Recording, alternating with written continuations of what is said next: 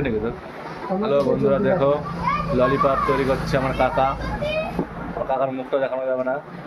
Lollipop দেখো দেখো কী করে বানাই। কেউ যদি বানানো শিখতে চাও দেখো দেখো কী করে বানায়। এখন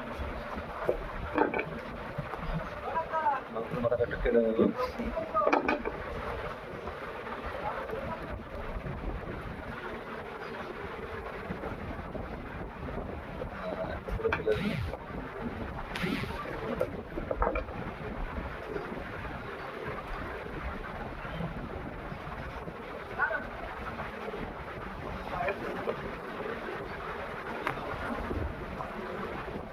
ভাইরাল ভাই, সবাই ভাইরাল করে দিও।